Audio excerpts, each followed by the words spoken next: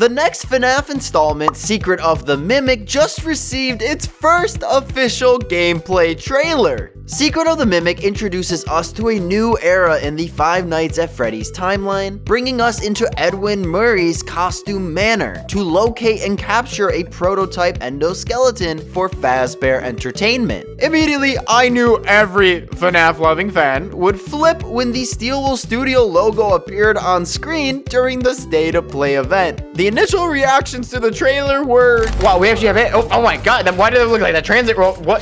Oh, Tiger Rock! Oh, I saw the what is that's a nurse? Jackie's chasing us. It's music, man! Entertainment is not responsible for damage to property or person. Thank you for being a valued member of the Fazbear team.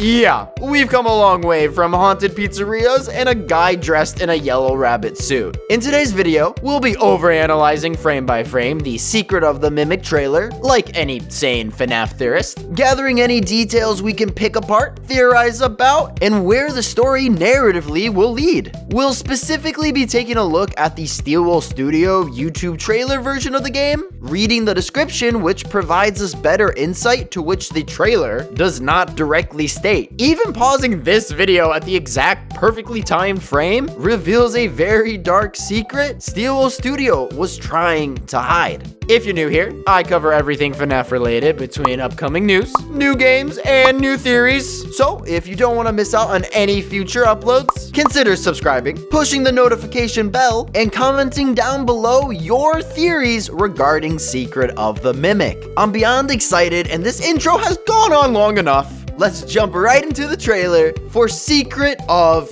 the Mimic.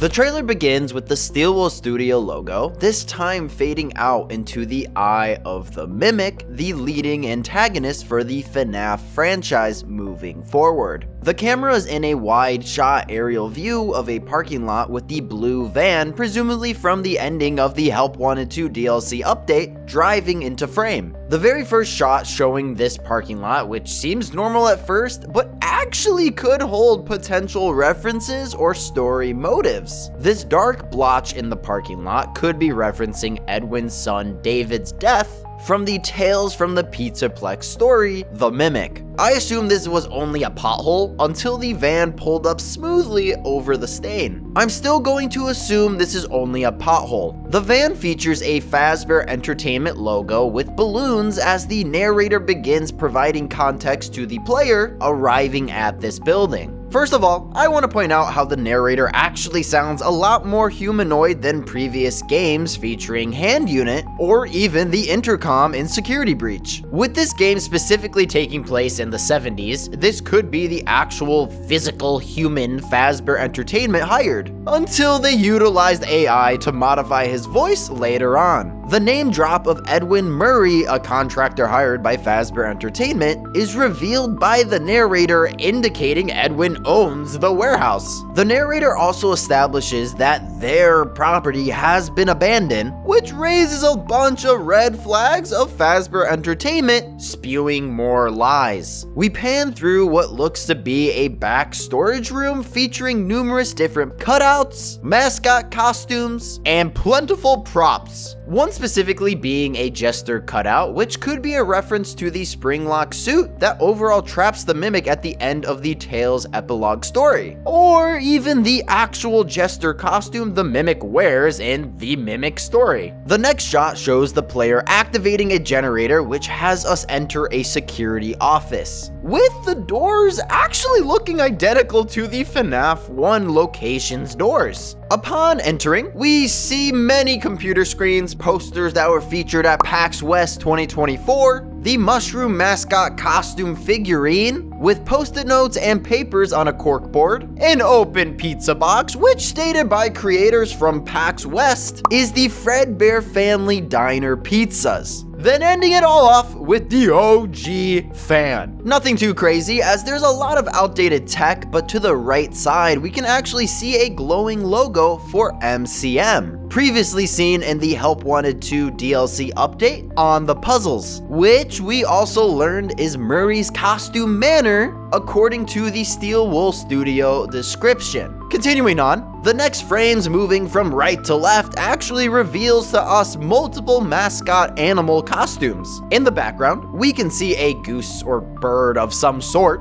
the next being a possible dog with a collar, an elephant who's had one too many hits or has seen death itself, and this other mascot who is heavily debated to be either a duck or a seal. Honestly, I have no idea. In between the two costumes, there actually appears to be a set of eyes watching us as we pass by. Now, I believe this is actually just more costumes behind this specific shelf we're observing, but still, it's really cool to see how many different animalistic mascot costumes Fazbear has created with Edwin. Moving on brings us to the Tiger Rock mascot costume, which we assumed was real looking at the Help Wanted 2 update where the Tiger Rock plush appears to have a zipper on the back, implying the plush was just a minimized model for the real wearable suit we see the mimic lurking the halls in. Tiger Rock is also a pivotal character within the books, referring back to Edwin's son David, and I'm very curious where this story could potentially lead in the games. Next up, we continue inside this warehouse basement area, walking through a dungeon-esque environment, giving the same appearance from the Ruin DLC ending. We can see Jackie stalking us behind some iron bars. On the left side is the mouse, which we will most likely use as a distraction towards Jackie. One thing to mention is how Jackie has been very heavily marketed in this game, which we still don't know if this is the actual mimic without legs, or Jackie has been overridden by the Mimic 1 programming. Standing menacingly across the hallway, the elephant creeps slowly towards us, giving us a clearer look. This elephant is the exact same model from Ruin. The most important part of this specific scene are the 3 posters mounted on the wall, referring back to Fredbear's Family Diner, giving us confirmation that Fredbear Family Diner has existed since the 1970s. The individual posters of both Spring Bonnie and Fredbear, which we found during Security Breach, and the other Fredbear poster featuring the phone number to call now. The hallway is a part of the warehouse, but almost resembles the FNAF 4 atmosphere with the house hallways. The next scene has Jackie slithering out of a vent searching for us, and can I just say how eerie and terrifying Jackie really is. The mascot mushroom costume reveals the mimic inside with brand new eyes shaped into a spiral. Honestly, one of the coolest designs in my opinion. We learned from the books that it makes sense why the mimic would appear different, since in modern times the mimic received a new head. The next scene is where the trailer hits the turning point. This is where we get an aerial shot of some machinery holding a hexagonal puzzle, with the elephant costume laying on the side with a detached left arm. We can see the player's arm pull down a lever to open the machine, which is very reminiscent of the machine in Security Breach for parts and service. This is where we had to upgrade Glamrock Freddy.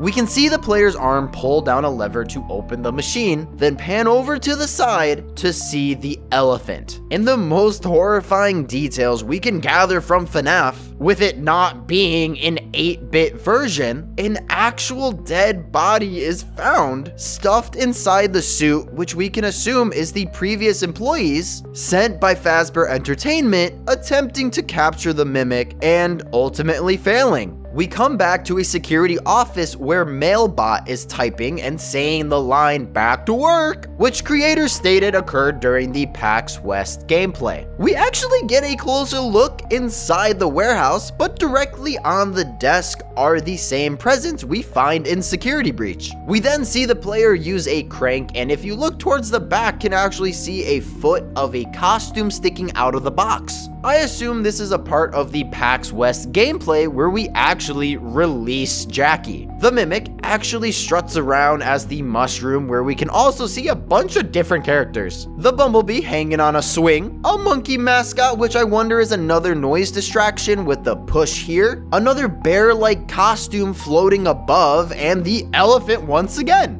We actually have somewhat of an idea when this game takes place, since when we go outside onto the roof of the building, we can actually see it's snowing. Tiger Rock appears on screen once more, this time having a strong resemblance to Vanny with the glowing eyes. Vanny was being manipulated by the Mimic 1 programming within the mask, so this is a clear reference as to why Vanny looks like Tiger Rock. Here we get to utilize a brand new, or at least prototype variant, of the Faz Wrench device to activate a console where we are introduced to the original Helpy, referred to as Helper. We can reset the welcome show, but we do need executive access, which I'm curious if Fazbear Entertainment actually provided us with this password, or assumed we would meet our demise like everyone as before. Going back a couple frames, we can see the freaking bee still hanging on its swing, with a birthday cake on the left, then a bunch of cardboard cutouts of sea creatures just like we see scattered across the Pizzaplex. We then get a shot of Dolly the nurse, which I believe to be the carnival nurse featured in the Help Wanted 2 Helpy minigame. We do see a couple random heads and even a possible animatronic foot, or maybe just a costume. Here the player can be seen winding up this mouse-like creature to presumably use as a distraction device. In this storage area, we can see multiple characters, all filled with nightmare fuel. We can see on the right side is a pig, which could be referencing Pig Patch, or even the pig from the FNAF interactive novel VIP. The bumblebee still here and everywhere in the facility.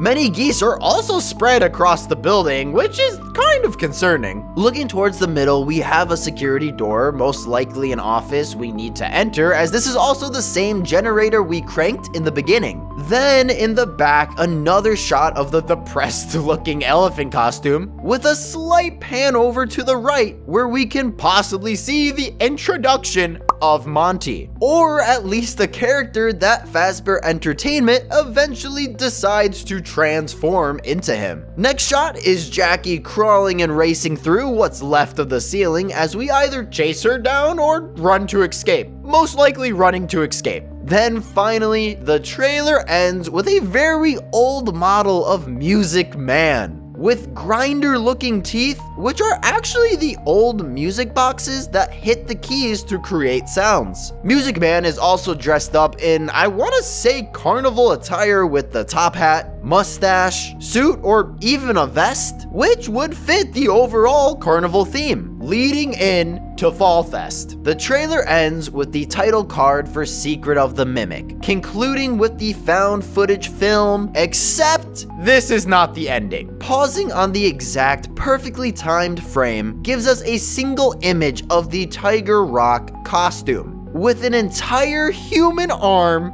sticking out. And there you have it. The entire FNAF Secret of the Mimic trailer is complete, and now we await for June 13th when the game fully releases. What we know that's confirmed is that Edwin Murray owns the building. Fazbear Entertainment claims the Mimic endoskeleton is their property. Others have attempted to retrieve the Mimic but have assumed a fatal fate, and the entire building will be compromised by the Mimic itself and the Mimic 1 programming. Yeah, it looks like we're finally gonna get some answers and hopefully see what the Mimic was hiding and how Fazbear Entertainment became what it is today. Let me know your thoughts below. I'm positive Steelwo Studio and Scott will reveal new footage and photos prior to release. I'll be sure to cover everything so you don't want to miss out. That's all I have for now. I'll see you in the next one. Bye!